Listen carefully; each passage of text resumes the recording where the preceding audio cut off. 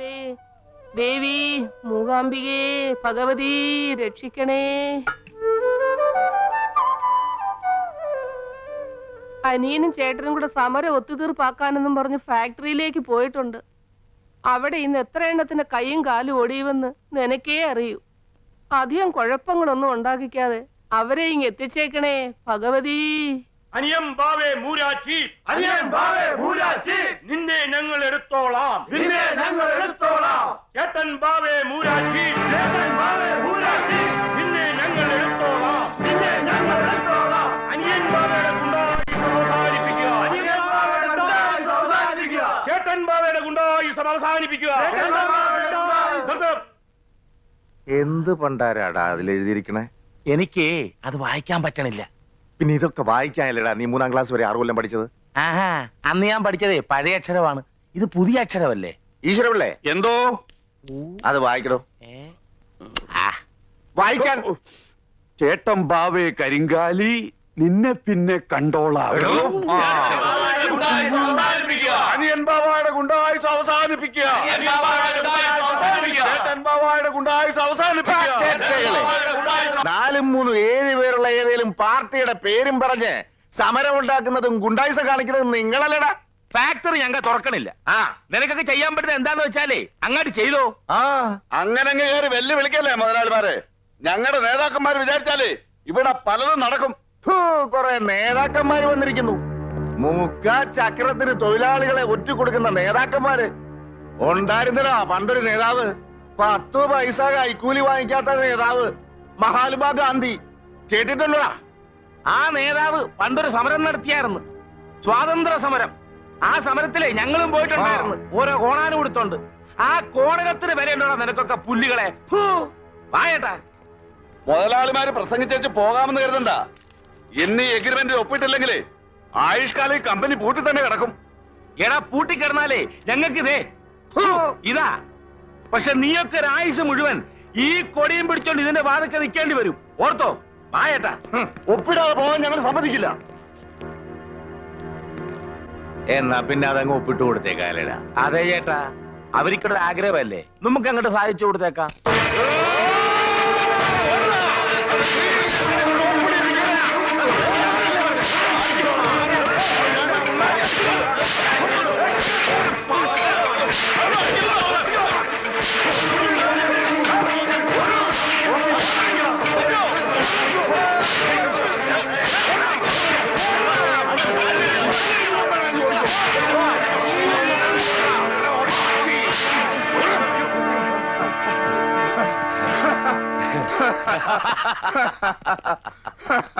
നിങ്ങൾ എന്തിനാ കരഞ്ഞു വിളിച്ചോണ്ട് വന്നത്?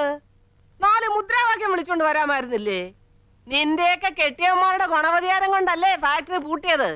ഇനി അത് ജമ്മത്ത് തുറക്കാൻ പോകുന്നില്ല.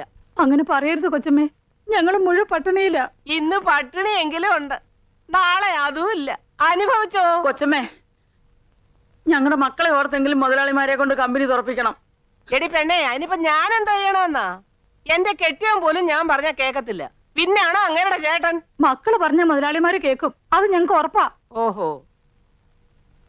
അമ്മുവേ, എടി മാളു, ഒന്നിങ്ങന്നെ.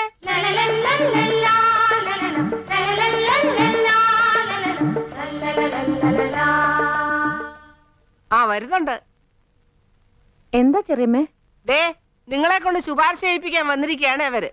നിങ്ങൾ നിങ്ങളുടെ അച്ഛന്മാരോട് ഫാക്ടറി തുറക്കാൻ പറയണമെന്ന്. ഞാൻ പറയില്ല. എന്തൊക്കെ അനാവശ്യങ്ങളാ അച്ഛനെയും വലിയച്ഛനെയും പറ്റി നാട് മുഴുവൻ എഴുതി വെച്ചിരിക്കുന്നത്. അത് സാരമില്ല മാളു, ഇത്രയും പേര് ഇവിടെ വന്ന് പറയുന്നതല്ലേ. നിങ്ങൾ വിഷമിക്കണ്ട, ഞങ്ങൾ പറഞ്ഞോളാം.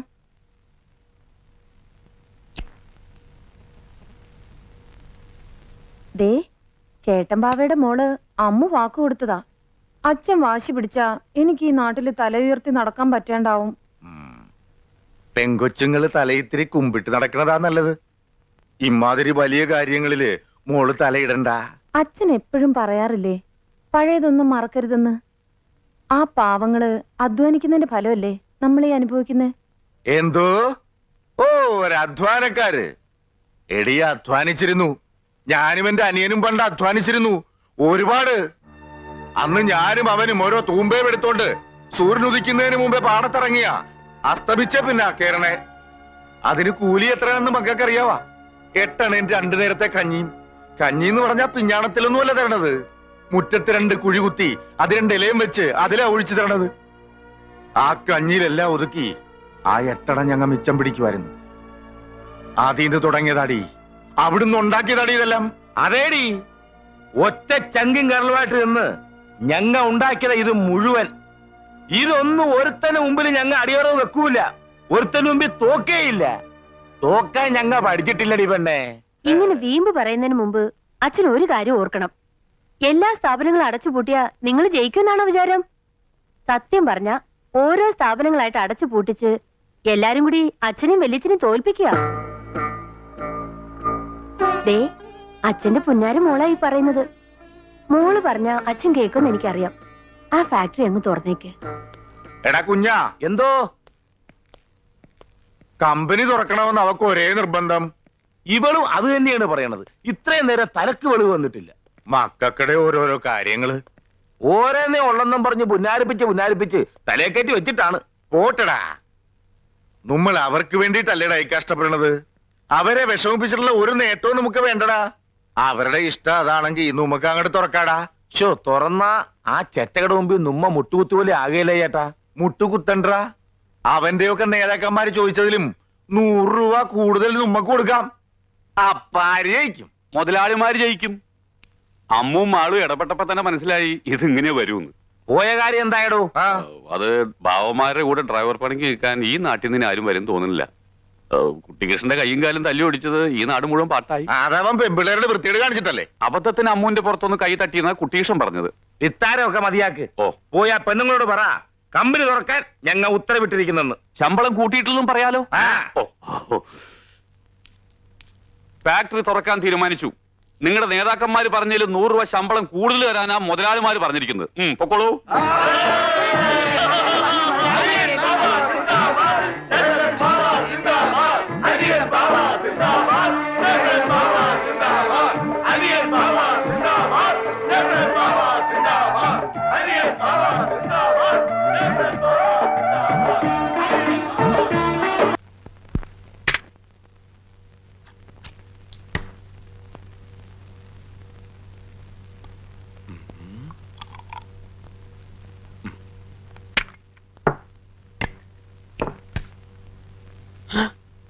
അയ്യോ, തീർന്നോ?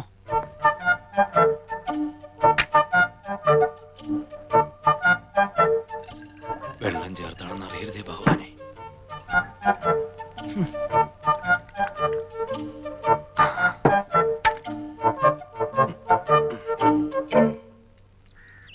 അമ്മുമ്മേ വന്നു. ഞാൻ വിചാരിച്ചു മരുന്നൊന്നും കഴിക്കാതെ ഇവിടെ കിടന്ന് ചത്തോട്ടെ എന്ന് നീ കരുതി കാണുമോന്ന്. ഓ, എന്റെ അമ്മൂമ്മ കാശ് കയ്യില്ലാത്ത നേരെ ചാകണ കാര്യം മാത്രം പറയാതെ. അതെന്താടാ, ഞങ്ങള് ചത്ത ശവദാഹം നടത്താനുള്ള കാശ് പോലും ഇല്ലേ നിന്റെ കയ്യില്? ഉണ്ട്, നിലവറയ്ക്കകത്ത് പൂഴ്ത്തി വെച്ചിരിക്കല്ലേ.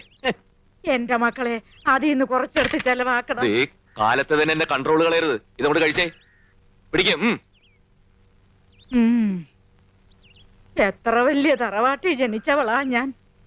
ചന്ദനമുട്ടി വെച്ച് ദഹിപ്പിക്കേണ്ട ദേഹമായി ഇത്.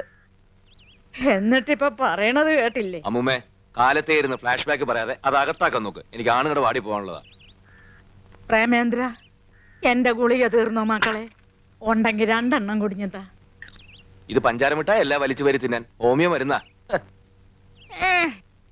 അച്ഛാ, അച്ഛാ, ഇങ്ങനെ കിടന്ന് ഉറങ്ങരുന്ന് വൈദ്യര് പറഞ്ഞിട്ടില്ലേ? പിന്നെ എങ്ങനെ കിടന്നുറങ്ങണമെന്ന് അയാൾ പറഞ്ഞത്? ഇത്രയും നേരം ഉറങ്ങിയതല്ലേ, ഇനി അല്പം റെസ്റ്റ് എടുത്തിട്ട് കിടന്നുറങ്ങാം.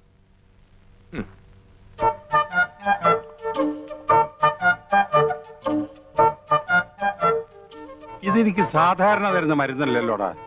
അല്ല, ഇത് വയറിളക്കം നിക്കാനാ. എന്റെ അമ്മയെ, ആരാടാ എനിക്ക് വയറിളക്കമാണെന്ന് പറഞ്ഞത്? ഇളക്കം പോട്ട് ഒരു അനക്കം പോലും ഇല്ലാണ്ടിരിക്കുക. പിന്നെ ആർക്കാ ഇളകിയത്? പ്രേമചന്ദ്ര, അയ്യോ, ഇളകിയത് എനിക്കാടാ. ഈ ഇളക്കവും വെച്ചോണ്ട് എന്തിനങ്ങനെ കറങ്ങി നടക്കുന്നത്? അപ്പൂപ്പിന് ഒരു സ്ഥലത്ത് അടങ്ങി ഒതുങ്ങി ഇരുന്നൂടെ? അടങ്ങി ഒതുങ്ങി തന്നെയാടാ ഇത്രയും നേരം ഞാൻ കക്കൂസിനകത്ത് തരുന്നത്. ആ മരുന്ന് നിങ്ങടാ. ഉണ്ടായിരുന്ന അച്ഛൻ കുടിച്ചു, ഞാൻ പോയി വേറെ മേടിച്ചോണ്ടിരാം. കൊണ്ടോറടങ്ങാൻ വേഗം വരണം. എന്നെ ഇവിടെ കണ്ടില്ലെങ്കിൽ ഞാൻ കക്കൂസിലെങ്ങാനും വീണ് കിടക്കണ്ടാവും. വേഗം എന്തെങ്കിലും തന്നേ, ഞാൻ വൈദ്യശാല വരെ ഒന്ന് പോവാ. ഇപ്പൊ തരാം മോനെ, കഞ്ഞി ഇപ്പൊ ആവും. കഞ്ഞിയോ? പലഹാരം ഒന്നും ഉണ്ടാക്കില്ലേ? പ്രേമേട്ടൻ ഇങ്ങനെ ഓരോന്ന് പറഞ്ഞു. അമ്മ ഇപ്പൊ തുടങ്ങും. പണ്ട് ആനയും കുതിരയും ഒക്കെ ഉണ്ടായിരുന്ന കഥ പറഞ്ഞ കരയാൻ. അതൊക്കെ അങ്ങോട്ട് മറക്കാൻ പറ്റുമോ? എങ്ങനെ കഴിയേണ്ട കുട്ടികളാ നിങ്ങള്. ഇപ്പൊ കണ്ടില്ലേ, ഒരു നേരം പോലും വായ്ക്ക് രുചിയുള്ള ആഹാരം കഴിക്കാതെ. അയ്യേ, അപ്പോഴേക്കും കരഞ്ഞോ? ഞാനൊരു ഉഗ്രം തമാശ പറഞ്ഞല്ലേ. പലഹാരം കേൾക്കുമ്പോ അമ്മ പൊട്ടിച്ചിരിക്കുന്നല്ലേ ഞാൻ കരുതിയത്. ഇങ്ങോട്ട് നോക്കിയേ, ഇതൊക്കെ മാറും അമ്മേ. എനിക്കൊരു ഉഗ്രം ജോലി കിട്ടട്ടെ, പിന്നെ അമ്മ നോക്കിക്കോ. നമുക്ക് താമസിക്കാൻ വലിയൊരു ബംഗ്ലാവ്, അമ്മയ്ക്ക് അമ്പലത്തിൽ പോവാൻ കാറ്, കഴിക്കാനാണെങ്കിൽ 3 നേരം പലഹാരവും. അതൊന്നും വേണ്ട. മരിക്കണേന് മുന്നേ ഒരു ദിവസമെങ്കിലും നമ്മുടെ തറവാട്ടിലൊന്ന് കഴിയാൻ പറ്റിയാ മതിയായിരുന്നു. ഓ,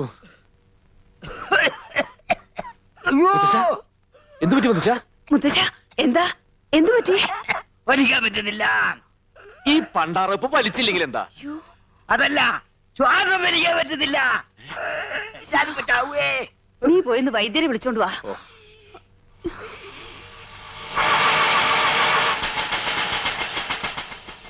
സാറേ, ഞാൻ വെയിറ്റ് ചെയ്യണോ? താൻ വെയിറ്റ് ചെയ്യണ്ട, ഓട്ടോ വെയിറ്റ് ചെയ്താൽ മതി. ഓ, ആ ഇല്ലടാ. ആരാ? ഈ ചെമ്പകശ്ശേരി വീട് തന്നെയല്ലേ? അതെ, എന്താ കാര്യം? ഞാൻ ബാബ ബ്രദേഴ്സിന്റെ മാനേജറാണെന്ന് വേണമെങ്കിൽ പറയാം, കാര്യസ്ഥനാണെന്നും പറയാം. ഇനി അടിയാളാണെന്ന് പറഞ്ഞാൽ യാതൊരു വിരോധമില്ല. ഏത് ബാബാ പ്രദേശത്തിന്റെ ഏത് മാനേജർ? കാര്യം എന്താണെന്ന് വെച്ചാൽ പറയണം. ഇവിടെ ഒരു കാർ ഉണ്ടായിരുന്നു, വിറ്റൂന്ന് കേട്ടു. അത് ഇപ്പോഴാണ് കേട്ടത്, വിറ്റിട്ട് കാലം കുറയായി. അതിന്റെ ഡ്രൈവർ ഫ്രീ ആണെങ്കിൽ ഒരു ജോലി ഞാൻ കൊടുക്കാം. അതിന് താൻ ബുദ്ധിമുട്ടൊന്നുമില്ല. കാറ് വാങ്ങിയത് ഡ്രൈവർ തന്നെയാ. ശമ്പള കുടിശ്ശേ ഒരുപാടായപ്പോ ബാക്കി കാശ് ഇങ്ങോട്ട് വന്ന അയാൾ കാറും കൊണ്ടുപോയി. ഇപ്പൊ ടാക്സി ആയിട്ട് ഓടിക്കുക. അപ്പൊ അതും പോയി. അല്ല, എന്താ കാര്യം? ഒരു ഡ്രൈവറെ അത്യാവശ്യമായിട്ട് വേണമായിരുന്നു. നല്ല കുടുംബത്തിൽ നിന്ന ആളാവുമ്പോ ധൈര്യമായിട്ട് നിർത്താലോ എന്ന് കരുതി. വേറെ നോക്കാം. ഹലോ, ഒരു മിനിറ്റ് ഒന്നും വന്നേ. നമ്മളാരാന്നാ പറഞ്ഞേ? നമ്മളാരാണെന്ന് അറിയില്ല, ഞാൻ ഈശ്വരപിള്ള. അല്ല, ഈ ഡ്രൈവർ ജോലി എന്ന് പറയുമ്പോ സ്ഥിരമായിട്ടോ അതോ താൽക്കാലികമായിട്ടോ? തീരായിട്ട് വേണമെങ്കിൽ തലമുറയായി കൈമാറി ജോലി ചെയ്യാം. എന്ത് കിട്ടും? അസല് നല്ല കിട്ടും. അല്ല, ശമ്പളത്തിന്റെ കാര്യല്ലേ, നല്ല ശമ്പളം കിട്ടും. അതുകൊണ്ടൊരു കുടുംബത്തിന് സുഖമായിട്ട് കഴിയാം. ശമ്പളം കൃത്യമായിട്ട് കിട്ടുമല്ലോ അല്ലേ? നല്ല കഥയായി. ശമ്പളം മാത്രമല്ല, വേറെ പലതും കിട്ടും. ഓ, ഒരാളുണ്ട്, നല്ല കുടുംബത്തിൽ ജനിച്ചയാളാ, ബികോം വരെ പഠിച്ചിട്ടുണ്ട്. അതാണ് പ്രശ്നം. വല്ല 7ാം ക്ലാസ്സോ 8ാം ക്ലാസ്സോ ആണെങ്കിൽ പ്രശ്നമില്ലായിരുന്നു. വലിയ വിദ്യാഭ്യാസമുള്ളവരും നല്ല കുടുംബത്തിൽ പറഞ്ഞവരും മുതലാളിമാർക്ക് ഇഷ്ടമല്ല. എങ്കിൽ ബികോം വരെ പഠിച്ചിട്ടുണ്ടോന്നൊന്നും പറയണ്ട. വല്ല 10ാം ക്ലാസ്സിൽ 3 4 കൊല്ലം തോറ്റാണെന്ന് പറഞ്ഞാൽ മതി. വലിയ കുടുംബത്തിലാണെന്നും പറയണ്ട. വല്ല ഓവർ ബ്രിഡ്ജിനടിയിലാണ് താമസം എന്ന് പറഞ്ഞോ. എങ്ങനെയെങ്കിലും ജോലി കിട്ടിയ ഉപകാരമായി. ആളാരാണെന്ന് പറഞ്ഞില്ലല്ലോ. ഈ ഞാൻ തന്നെ. ശ്രമിച്ചു നോക്കാം. മുതലാളിമാരെ അങ്ങനെ അങ്ങോട്ട് പറഞ്ഞ് വിശ്വസിപ്പിക്കാൻ ബുദ്ധിമുട്ടാ. പ്ലീസ്, ഈ ജോലി എനിക്ക് എന്നെ വാങ്ങിത്തരണം. ഇവിടെ അത്രയ്ക്ക് ബുദ്ധിമുട്ടാ.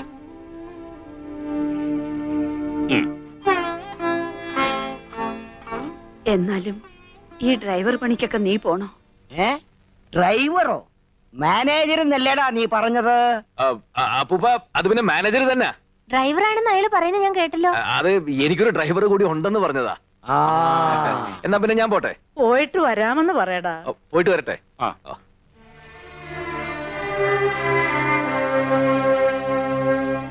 പറ്റടി.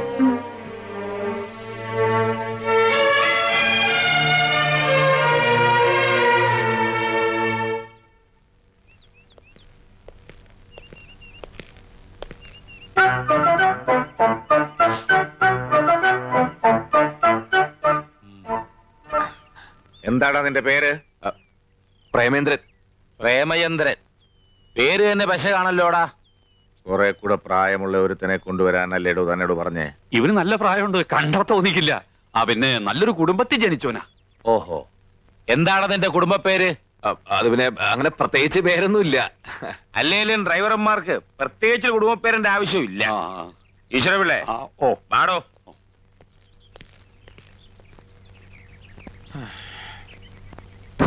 നല്ല പക്വതയും പ്രായമുള്ള ഒരുത്തിനെ കൊണ്ടുവരാൻ പറഞ്ഞിട്ട് പ്രേമനസിനെ ഒരുത്തിനെ അവിടെ കൊണ്ടുവന്നിരിക്കണേ. കാഴ്ചക്ക് പ്രേമനസരാണെങ്കിലും ഉള്ളില് ഭരതഗോപിയ. പ്രണയരോഗം ലവലേശയില്ല. നീ പറഞ്ഞുകൊണ്ട് നിർത്താം. എന്തെങ്കിലും വൃത്തികേട് അവൻ കാണിച്ചാൽ മുട്ടുകാലി ഞാൻ തലി ഒടിക്കും. ഒടിച്ചോ? അവന്റെ 2 മുട്ടുകാലും മുതലാളിമാർക്കുള്ളതാ. അവന്റെ അല്ല, നിന്റെ മുട്ടുകാലിന്റെ കാര്യമാണ് ഞാൻ പറഞ്ഞേ.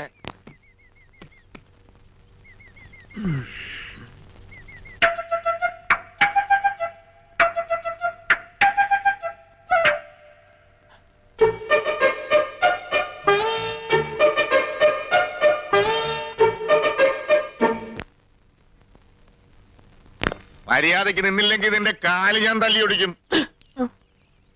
പ്രേമേന്ദ്രന്റെ പേരുള്ള പശക നീ പുറത്തെടുത്താലുണ്ടല്ലോ, അനിയമ്പാവയും ചേട്ടമ്പാവയും ആരാണെന്ന് നീ അറിയും.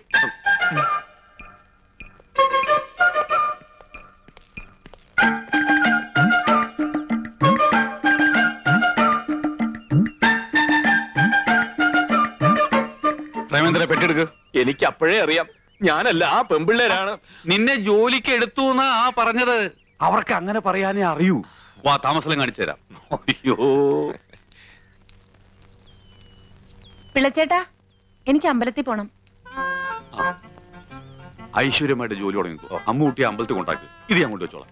ഡോറ് തുറന്നു കൊടുക്ക്.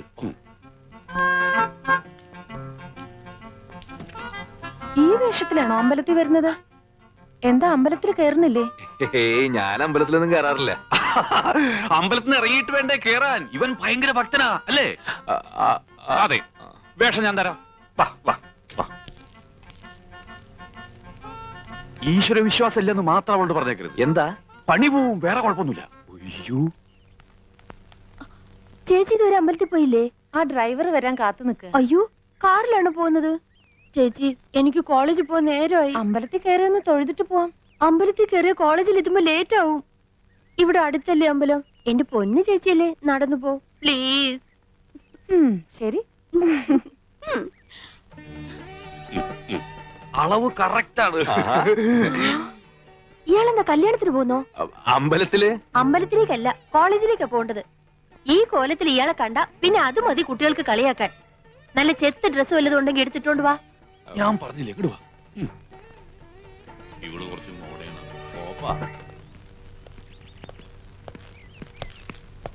മോളെ, ഞങ്ങ അത്യാവശ്യമായിട്ടേ ഒരിടം വരെ പോണേണ്. അമ്മൂനൊരു കല്യാണാലോചനയുടെ കാര്യം പറഞ്ഞില്ലേ? ആ വീട്ടിൽ പറഞ്ഞ നേരത്തെ എത്തണം. മോളൊരു ഓട്ടോറിക്ഷ വിളിച്ചു പോക്കും. എന്താ അവന്റെ പേര് പറഞ്ഞത്? പ്രേമേന്ദ്രൻ. എടാ പ്രേമചന്ദ്ര, ഇത് തന്നെയാണ് നിനക്ക് പറ്റിയ വേഷം. ഞാൻ കണ്ണടവിന് വെച്ചേ ഇത് വെച്ചാൽ നിനക്കൊന്നും കാണാൻ പറ്റൂ. പുക പോലെ ഇത്തിരി കാണാം. വണ്ടി ഓടിക്കാൻ. ഓ, അതെന്തൊരു കോലം! ഇവൻ നമ്മക്ക് പണിയുണ്ടാക്കുമെന്നാണ് തോന്നണേ. കോളറ് ശരിയാക്കുക. നീ എന്താടാ സിനിമയിൽ അഭിനയിക്കാൻ പാടാ? കോളേജില് കോളേജിൽ പോണത് നീയല്ലല്ല, മാളുവല്ലേ. അവ പോയി. മേലിൽ ഇതുപോലത്തെ പോക്കൃത്തരം കാണിച്ചോണ്ട് വരരുതും. പോയി ഡ്രൈവറെ കുപ്പായ ഇടറാ.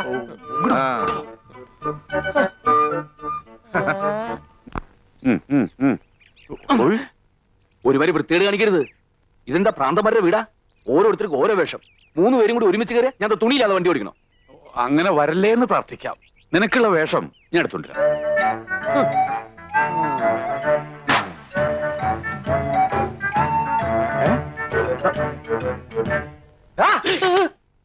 നീ ആരാടാ? ഡ്രൈവറ്? ഡ്രൈവറാ? ആരോട് ചോദിച്ചിട്ടാടാ എന്റെ ഡ്രസ് എടുത്തിട്ടത്? ഈശ്വര വിളിച്ചിട്ട് പറഞ്ഞിട്ടാ അഴിക്കടാ. അയാൾ അങ്ങനെ പലതും പറഞ്ഞിരിക്കും.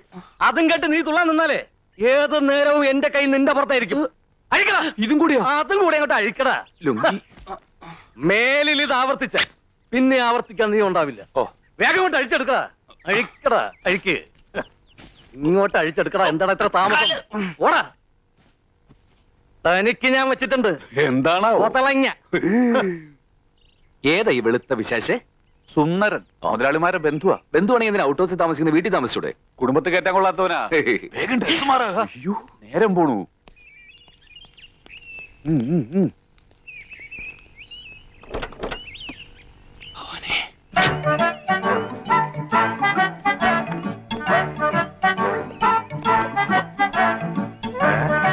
നീ എന്താടാ സർക്കസ് കളിക്കണം?